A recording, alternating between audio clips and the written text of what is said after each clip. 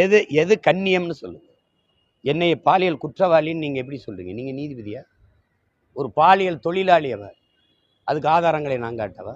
நான் எவ்வளவு 15 ஆண்டுகள் கண்ணியமாக இருந்தபோது நீங்கள்லாம் என்ன? திரைப்படக்கலை புனிதமானது. திரைப்படங்களில் அர்ப்பணிப்புடன் நடிப்பு கலையை வெளிப்படுத்தும் நடிகர்களும் நடிகைகளும் பாராட்டுக்குரியவர்கள். பாலியல் குற்றங்கள் நடக்காத துறையே இல்லை. அதுவே திரைப்படத்துறை என்றால் கடுமையாக விமர்சிக்கப்படுகிறது.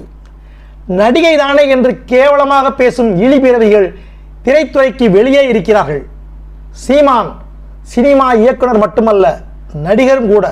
தான் சார்ந்துள்ள சினிமா துறையில் நடித்ததாலேயே, தன்னுடன் நெருங்கி பழகியதாலேயே, அதனால் தனக்கு ஒரு பாதிப்பு வந்தவுடன் வாய் கூசாமல் நடிகை விஜயலட்சுமியை பாலியல் தொழிலாளி என்று கூறியிருக்கிறார்.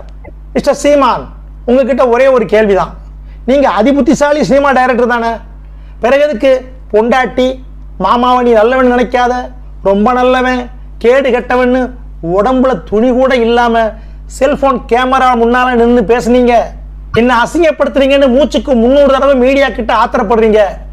மீடியாவா உங்களை விஜயலட்சுமி கிட்ட பழக சொன்னிச்சு. நீங்க சொல்லுறபடி விஜயலட்சுமி அப்படி ஒன்றும் நல்லவங்க இல்லைங்கிறத ஒரு வாதத்துக்கு வச்சுக்குவோம்.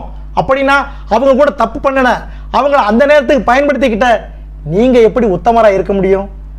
என் மகன் வளர்ந்துட்டான், இப்போ விவரம் தெரிய ஆரம்பிச்சிருச்சு, என் மகனோட ஃப்ரெண்ட்ஸ் என்ன நினைப்பாங்க, என் கட்சியில் இருக்க பெண்கள் என்னை பற்றி என்ன நினைப்பாங்க, என் மனைவி மனசு சங்கடப்படுதுன்னு இப்போ ஃபீல் பண்ணுறீங்க.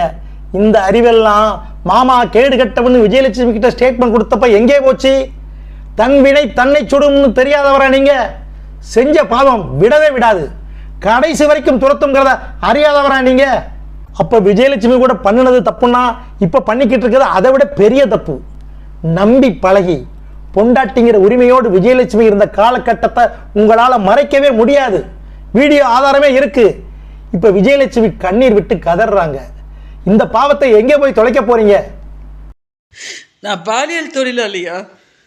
பாலியல் தொழிலாளியாடா நான்?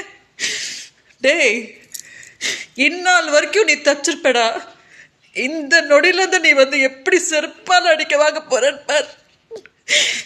பாலியல் தொழிலாளினா நான் இன்னைக்கு எங்க அக்கா வச்சுட்டு பெங்களூர்ல தவிச்சுட்டு கிடப்பேனடா. நாசமா போவடா, நீ நாசமா போவடா. என்னோட கண்ணீரோ நீ என்ன பண்ண போது பார். உன்னை என்ன பண்ண போது பார். மறக்காம சர்ப்ரைஸ் பண்ணுங்க. தேங்க்யூ.